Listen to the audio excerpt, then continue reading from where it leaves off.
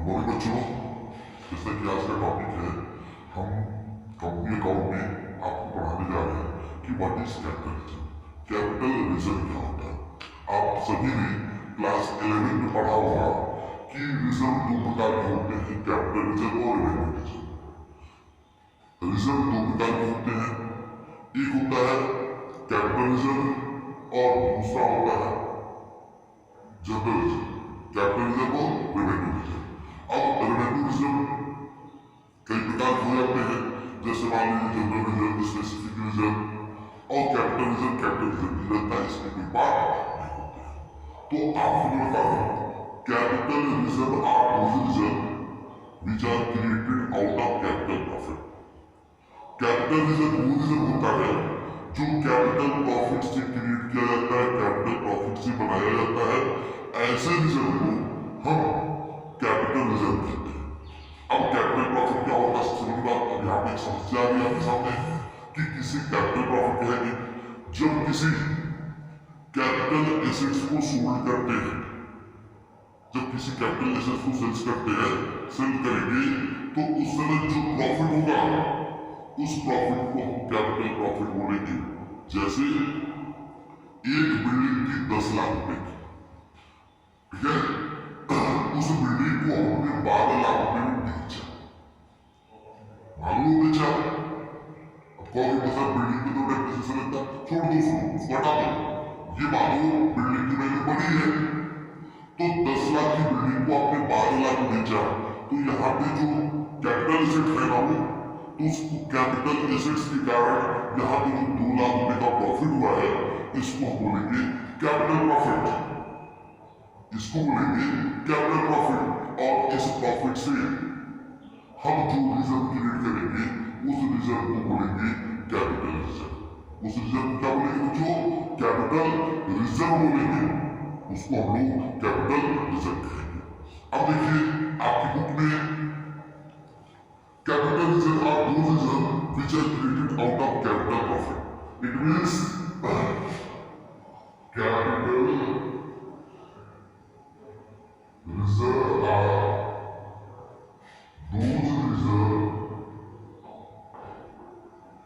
which is created from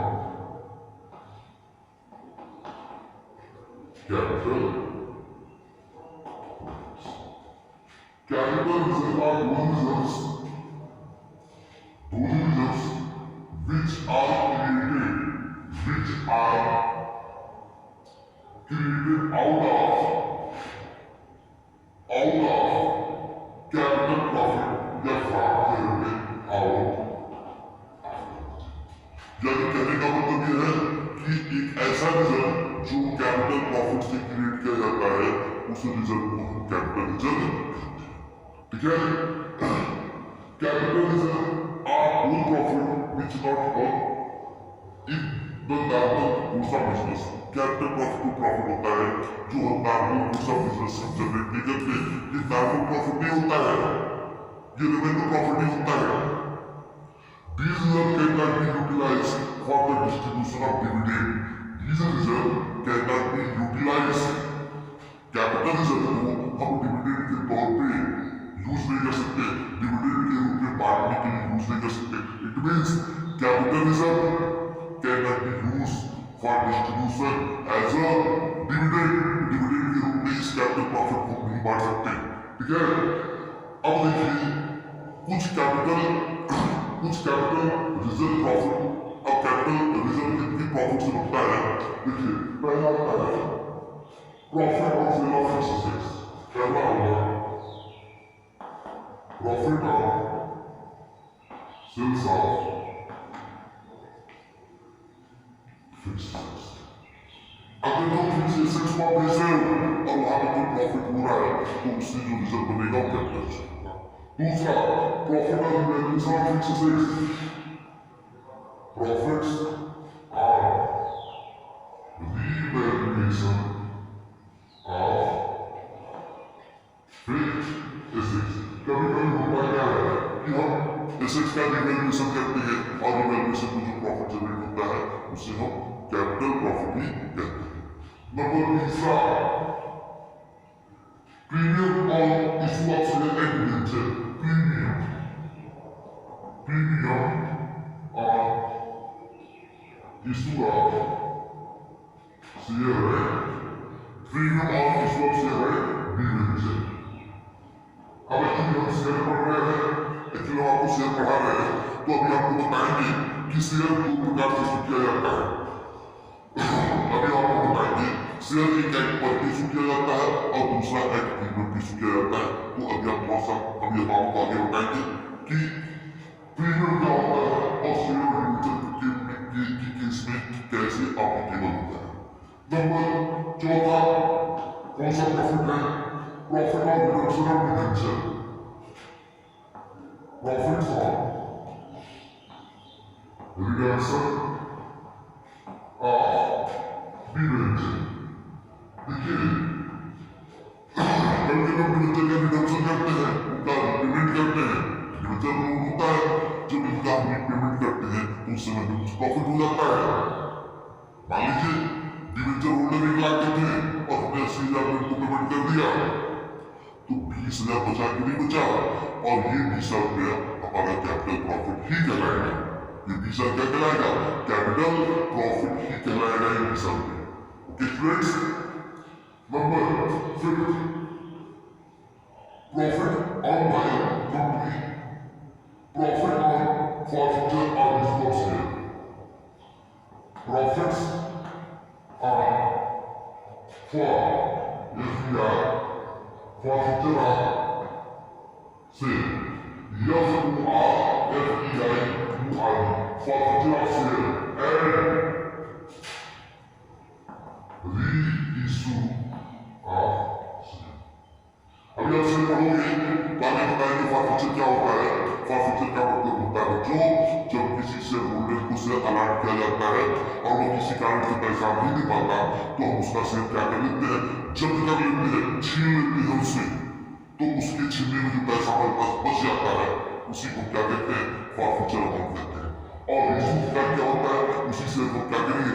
दोबारा किसी third party को भेज देते हैं, उसी को रीइशू कहते हैं। तो रीइशू में प्रॉफिट होगा, तो ये भी हमारा कैपिटल रिजर्व में सहयोग करता है, इससे भी कैपिटल रिजर्व क्रिएट होता है। और छठवां है profit prior to the in calculation. Profit prior prior to in calculation. अगर जो कंपनी के इनकैलकुलेशन से पहले इनकैलकुलेशन क्या होता है मालूम होगा, हमने बताया है। तो इनकैलकुलेशन या कंपनी की शुरुआत करने से पहले यदि कंपनी के पास कोई प्रॉफिट है, कंपनी को शुरुआत करने से पहले यदि कंपनी के पास कोई प्रॉफिट है, तो उसको भी हम क्या करेंगे? उसको भी हम डिविडेंड के तौर पे, सॉरी, उसको हम कहीं बांट नहीं सकते, हम उसको डिविडेंड के तौर पे यूज नहीं कर सकते, और उससे जो रिजर्व बनेगा वो कैपिटल रिजर्व होगा। याद रखिएगा, कैपिटल रिजर्व को आप डिविडेंड के तौर पे डिवाइड नहीं कर सकते हो। कैपिटल प्रॉफिट क्यों? क्योंकि कैपिटल प्रॉफिट नॉर्मल प्रॉफिट नहीं होता है, नॉर्मल दूसरा बिजनेस से जनरेट नहीं होता है। कैपिटल रिजर्व आप reserve which is generated out of capital profit. Capital reserve होता है वो कैपिटल प्रॉफिट से बनाया जाता है, ये नॉर्मल प्रॉफिट नहीं होता है। इसी कारण से उसको डिविडेंड के तौर पर यूज नहीं कर सकते, डिविडेंड के तौर पर उसको बांट नहीं सकते। और ये मुख्य रूप से 6 प्रॉफिट्स होते हैं जिनको हमने बताया। आप ध्यान रखिएगा, ये 6 प्रॉफिट आपकी 6 प्रॉफिट से आपका कैपिटल रिजर्व बनता है। आप इसको बोलते हैं, ठीक है।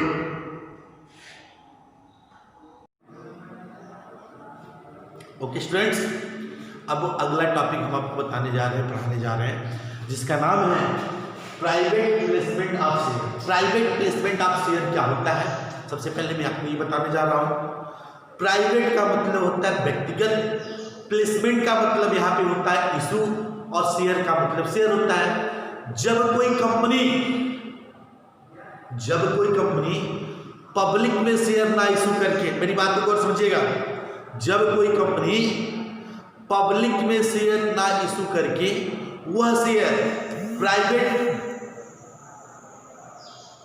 प्रोसेस से या किसी व्यक्तिगत प्रोसेस तरीके से मार्केट में इशू करके पैसा रेज करती है, कैपिटल प्राप्त करती है, तो ऐसे इशू को हम प्राइवेट प्लेसमेंट ऑफ शेयर कहते हैं। ठीक है, जब कोई कंपनी पब्लिक में शेयर इशू ना करके कुछ चुनिंदा लोगों को प्राइवेटली शेयर इशू करके कैपिटल रेज करती है, तो ऐसे शेयर इशू को हम कहते हैं प्राइवेट प्लेसमेंट ऑफ शेयर। इसकी व्याख्या section 42 of Indian company act 2013 में कहा गया है। इंडियन कंपनी एक्ट 2013 के सेक्शन 42 में ये कहा गया है कि sometimes the promoters of a company are confident of raising capital through private source and contact. In such a case, placement of company does not invite the public to subscribe for its share. इस case में public को कंपनियां share purchase करने के लिए offer नहीं करती हैं, इनवाइट नहीं करती हैं, but make private placement of share to promoter. अब इसमें ये प्राइवेट प्लेसमेंट किसको किया जा सकता है? प्रमोटर्स। हम प्रमोटर्स को शेयर इशू करते हैं। ठीक है, हम प्रमोटर्स को शेयर इशू कर सकते हैं, हम अपने फ्रेंड को ये शेयर इशू कर सकते हैं, हम अपने रिलेटिव्स को ये शेयर इशू कर सकते हैं, हम shareholders or group of company, इनको इशू कर सकते हैं जो कंपनी में शेयर होल्डरों का ग्रुप है। जैसे बहुत सारी कंपनियां होती हैं कि शेयर होल्डर का एक ग्रुप बना के रखती हैं, उनको हम इशू कर देंगे। क्यों? तत्काल में पैसा आएगा। रीजन क्या है? पैसा तत्काल में आएगा। हम मार्केट में इशू करेंगे, बहुत सारी फॉर्मेलिटीज हैं, उस फॉर्मेलिटीज को पूरा करने से बचने के लिए तत्काल में पैसा चाहिए, इस कारण से हम प्राइवेट प्लेसमेंट करते हैं। कंपनियां प्राइवेट प्लेसमेंट इसीलिए करती हैं। साथ ही साथ कंपनियां अपना शेयर LIC को इशू कर सकती है, ठीक है, UTI को इशू कर सकती है। इस प्रकार से ये किसी को भी इशू किया जा सकता है। यानी प्राइवेट प्लेसमेंट ऑफ शेयर वो सिचुएशन होती है जिसमें कंपनी अपने शेयर्स को पब्लिक में इशू ना करके प्राइवेट और पर्सनल कॉन्ट्रैक्ट के थ्रू इशू करके कैपिटल रेज करती है, तो ऐसे इशू को प्राइवेट प्लेसमेंट ऑफ शेयर कहते हैं। क्लियर? अब जब प्राइवेट प्लेसमेंट ऑफ शेयर होता है तो सबसे पहली बात याद रखिएगा, प्रॉस्पेक्टस नहीं इशू होता है। मेरी बात को गौर समझिएगा, जब कंपनियां प्राइवेट प्लेसमेंट करती हैं तो प्रॉस्पेक्टस नहीं इशू करती है पब्लिक में। अरे भाई, पब्लिक को खरीदना नहीं है तो प्रॉस्पेक्टस किस बात का हम इशू करें? कंपनी प्रॉस्पेक्टस नहीं इशू करेगी, कंपनी प्रॉस्पेक्टस की जगह पे एक दूसरा डॉक्यूमेंट इशू करती है। कंपनी एक दूसरा डॉक्यूमेंट इशू करती है जिसको बोलते हैं statement in लिeu of, statement in लिeu of, statement in लिeu of prospectus, statement in लिeu of prospectus, statement in लिeu of prospectus कंपनियां इशू करती हैं, और तो 3 डेज के अंदर इसकी इंफॉर्मेशन ROC के पास पहुंच जाना चाहिए। और जब कंपनियां प्राइवेट प्लेसमेंट करती हैं तो प्राइवेट प्लेसमेंट की सूचना रजिस्ट्रार ऑफ कंपनी के पास 3 दिन के अंदर पहुंच जाना चाहिए। बात समझ आ रही है? रजिस्ट्रार के पास 3 दिन के अंदर पहुंच जाना चाहिए। और तो बच्चों, जब प्राइवेट प्लेसमेंट होता है तो यहाँ पे एक लॉकिंग पीरियड होता है जिसको बोलते हैं lock in period. Locking period होता है वो 3 इयर्स होता है। लॉकिंग पीरियड होता है जो वो 3 साल होता है। और कोई भी कंपनी या अन्य पर्सन उस शेयर को 3 सालों तक बेच नहीं सकते हैं। कंपनी को नहीं बेच सकते, किसी को बेच सकते हैं। In case of private placement, the allotee will not sell. In case of private placement, the allotee cannot sell their share for a minimum period of 3 years from the date of allotment. Allotee will not sell their share minimum period of 3 years from the date of allotment. मतलब कहने का मतलब यह है बच्चों कि जो allottee है, जिसको शेयर हमने दिया है प्राइवेट प्लेसमेंट के थ्रू जो शेयर बेचा गया है, वह पर्सन शेयर को 3 साल तक अपने पास रखेगा। 3 साल तक वो उसको बेच नहीं सकता और इसी कारण से 3 साल की इस पीरियड को कहा जाता है लॉकिंग पीरियड। यानी लॉकिंग पीरियड प्राइवेट प्लेसमेंट के केस में होता है 3 इयर्स। और जो स्टेटमेंट ऑफ प्रॉस्पेक्टस है, इसको आरओसी के पास फाइल करने की जो डेट होती है वो 3 डेज होती है प्राइवेट प्लेसमेंट करने के 3 दिन के अंदर। ठीक है बच्चों, आपको समझ में आ गया? ओके स्टूडेंट्स, अब आपसे हम बात कर रहे हैं एक नए शेयर का जो टाइप है इक्विटी शेयर का, और उसका नाम है sweat equity share, SWEAT, sweat equity share. ये होता क्या है sweat equity share? Sweat equity share वो शेयर होता है जब कोई कंपनी अपने एम्प्लॉय को, अपने डायरेक्टर को डिस्काउंट पे या अदर कंसिडरेशन के लिए जब कोई शेयर इशू करती है, अलॉट करती है, तो ऐसे शेयर को हम स्वेट इक्विटी शेयर कहते हैं। ये इंडियन कंपनी एक्ट 2013 के सेक्शन 54 में ये एक्सप्लेन किया गया है कि sweat equity share means equity share होता है, इक्विटी शेयर होता है विच इशू बाय द कंपनी, जिसको कंपनी इशू करती है टू इट एम्प्लॉय, अपने एम्प्लॉयों को, डायरेक्टर या डायरेक्टर को एट अ डिस्काउंट, छूट पे, आर फॉर अदर कंसिडरेशन, या किसी और कारण से जब ऐसा होता है कि कंपनियां अपने एम्प्लॉय को मोटिवेट करने के लिए, उनको मैनेजमेंट में पार्टिसिपेट करवाने के लिए, उनको अपने ऑर्गेनाइजेशन में जोड़ने के लिए क्या करती हैं कि अपने शेयर का कुछ भाग उनको क्या करती हैं, अपने शेयर कैपिटल का कुछ शेयर उनको क्या करती है, बेच देती है। इससे सबसे पहला रीजन होता है एम्प्लॉय मोटिवेट रहेगा, मोटिवेट होकर काम करेगा, एम्प्लॉय मोटिवेट रहेगा, मोटिवेट होकर काम करेगा, क्योंकि कंपनी को प्रॉफिट होगा तो एम्प्लॉय को भी प्रॉफिट होगा। तो इन सभी चीज़ों को ध्यान में रखकर कंपनियां करती क्या है, जो भी कंपनियां होती हैं वो इनको स्वेट इक्विटी शेयर देती हैं।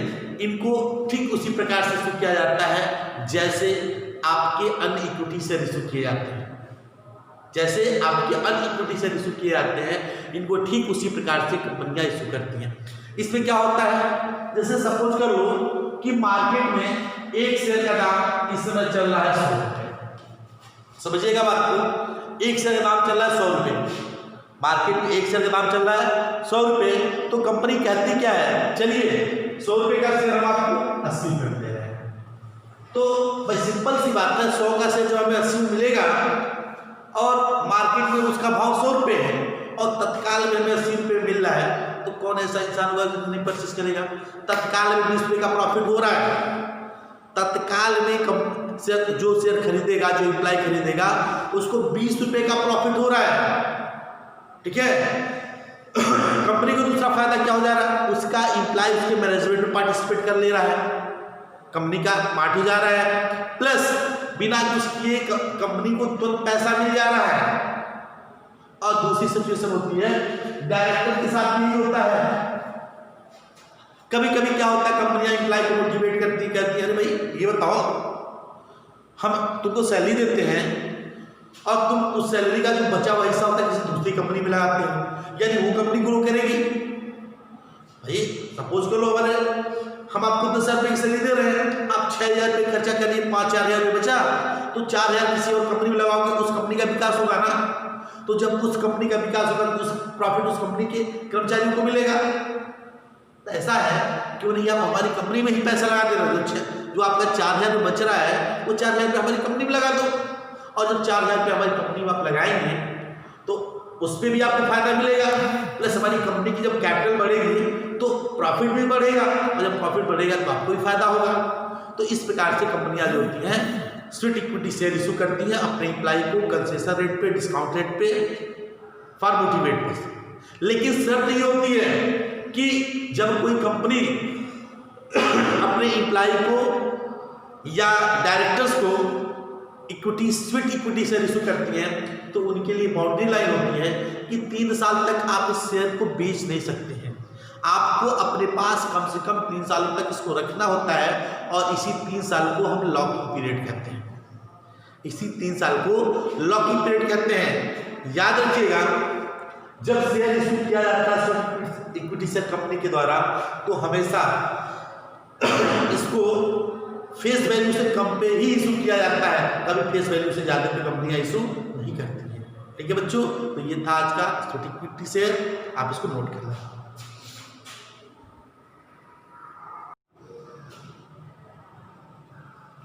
ओके स्टूडेंट्स, एक नया टॉपिक आज फिर हम आपको पढ़ाने जा रहे हैं जिसका नाम है एम्प्लॉय स्टॉक ऑप्शन स्कीम, या इसको शॉर्ट में बोलते हैं ESOP।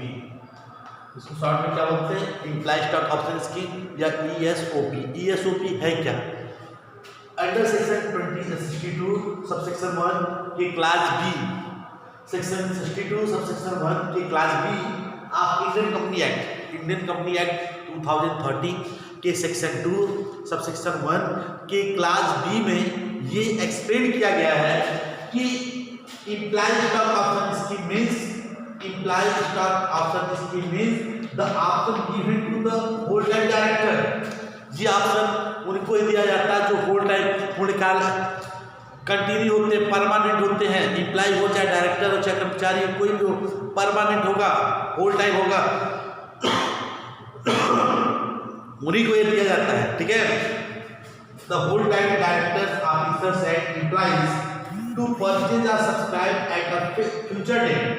मतलब आज फ्यूचर डेट पर कभी आप परचेज कर लीजिए, फ्यूचर डेट पर कोई भी डेट हो आप फ्यूचर डेट पर परचेज करिए। क्या? At a price predetermined at to purchase or subscribe at a future date the security offer by the company at a predetermined price. मतलब कंपनी पहले से ही प्राइस फिक्स कर देती है कि आप फ्यूचर में किसी भी डेट, फ्यूचर के डेट पे, प्रेजेंट में आप हमारी सिक्योरिटी को सब्सक्राइब कर सकते हैं, परचेज कर सकते हैं। Usually is lower than the market price. जो डिटरमाइंड प्राइस होता है, जो प्राइस हम निर्धारित करते हैं, वो मार्केट प्राइस से हमेशा कम होता है। यानी स्टूडेंट इक्विटी शेयर यानी कि एम्प्लॉय स्टॉक ऑप्शन स्कीम जो होता है, इसको जब एम्प्लॉय परचेज करता है तो हमेशा मार्केट प्राइस से कम रेट पे परचेज करता है। मार्केट में जो प्राइस चल रहा है हमेशा परचेजिंग प्राइस उससे कम होगा और फ्यूचर के डेट पे होगा। फ्यूचर का डेट मतलब आगे किसी भी डेट पे आप परचेज कर सकते हैं। ठीक है, फिर आगे ये कहा जाता है अब इस ऑप्शन को एक्सरसाइज करना।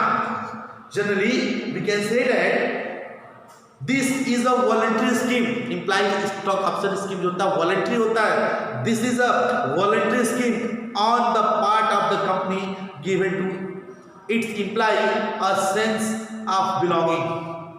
ये वॉलंटरी स्कीम होता है जिसको कंपनियां अपने एम्प्लॉय को देती हैं। अब देखिए, शेयर परचेज करना, एम्प्लॉय स्टॉक ऑप्शन के थ्रू शेयर परचेज करना या न करना, ये कोई बाउंडेशन नहीं है। ये दिस इज अ ऑप्शन। हम ऑप्शन आपको दे रहे हैं, चाहे तो ऑप्शन आप सब्सक्राइब करिए या तो ऑप्शन सब्सक्राइब मत करिए, कोई बाउंडेशन नहीं होती है। ठीक है, the employees may or may not exercise this option. The employee may or may not exercise the option. Employee चाहे तो इस ऑप्शन को यूज करे, चाहे तो ऑप्शन को यूज ना करे, डिपेंड ऑन एम्प्लॉय। अगेन कहता है कि share allotted under this scheme shall be locked in a minimum period for 1 year. Under share allotted under this scheme shall be locked in a period minimum for 1 year. मतलब locking period जो होता है imply stock option scheme का, imply stock option scheme का जो locking period होता है वो 1 ईयर होता है। 1 ईयर से मतलब है बच्चों कि जो होल टाइम डायरेक्टर इम्प्लाई वगैरह होते हैं वह इसको साल भर से पहले बेच नहीं सकते। हाँ, किसी दूसरे को ट्रांसफर करने में कोई दिक्कत नहीं है, लेकिन वो कंपनी को नहीं दे सकते। आप इम्प्लाई स्टॉक ऑप्शन ESOP को ट्रांसफर कर सकते हो किसी थर्ड पार्टी को, लेकिन चाहे वो थर्ड पार्टी हो चाहे आप उस शेयर को ESOP स्कीम के अंतर्गत जो ये स्कीम है और इस स्कीम के अंदर जो आपने शेयर परचेज किया है इसको आप 1 ईयर तक रीसेल नहीं कर सकते हैं, इसको आपको साल भर तक अपने पास रखना होगा। ठीक है ना, तो ये इम्प्लाई स्टॉक ऑप्शन स्कीम होता है बच्चों। अब देखिए बात करते हैं वो कौन कौन सी कंडीशन होती है जब आप ESOP ऑप्शन यूज कर सकते हो। एक company imply stock option scheme कुछ सिचुएशन में इशू कर सकती है। पहला है These shares of the same class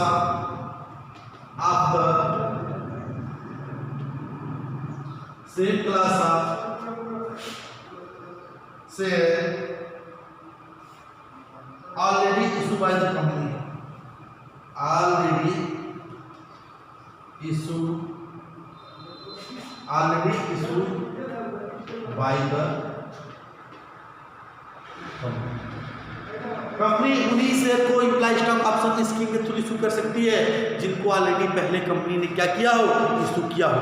यानी कंपनी उन्हीं शेयर को इम्प्लाई स्टॉक ऑप्शन स्कीम के तहत इशू कर सकती है कि उस क्लास का शेयर पहले से इशू किया जा चुका हो, कोई नया शेयर नहीं होना चाहिए। ठीक है ना। दूसरा जो ऑप्शन होता है और स्पेशल रेजोल्यूशन विल बी पास। जब कोई company imply stock option scheme issue करती है, जब कोई company imply stock option scheme issue करती है तो उसके लिए कंपनी स्पेशल रेजोल्यूशन पास करती है। एक होता है ऑर्डिनरी रेजोल्यूशन और एक होता है स्पेशल रेजोल्यूशन। तो ये स्पेशल एक्टिविटीज है तो उस केस में कंपनी स्पेशल रेजोल्यूशन पास करेगी। ऑर्डिनरी रेजोल्यूशन या विदाउट रेजोल्यूशन से काम नहीं चलेगा। रेजोल्यूशन मतलब होता है सभा, मीटिंग। तीसरा जो होता है बच्चों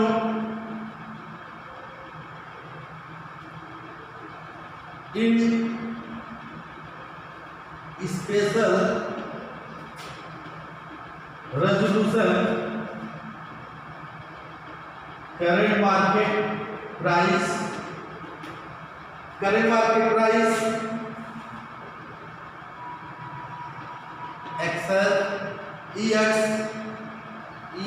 exercise price and class of director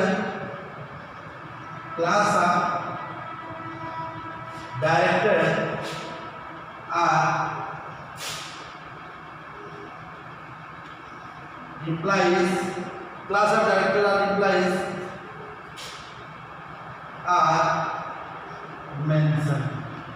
देखिए जब कोई company imply stock option scheme issue करती है के थ्रू शेयर इशू करती है तो उसको स्पेशल रेजोल्यूशन में current market price, exercise price, class of director, employees या मेंशन, इन सारी चीज़ों को मेंशन करना होगा कि भाई आप ये इम्प्लाई स्टॉक ऑप्शन स्कीम किसको दोगे, सबको दोगे कि कुछ चुनिंदा लोगों को दोगे, कितने मार्केट प्राइस है तो कितना एक्सरसाइज प्राइस क्या होगा।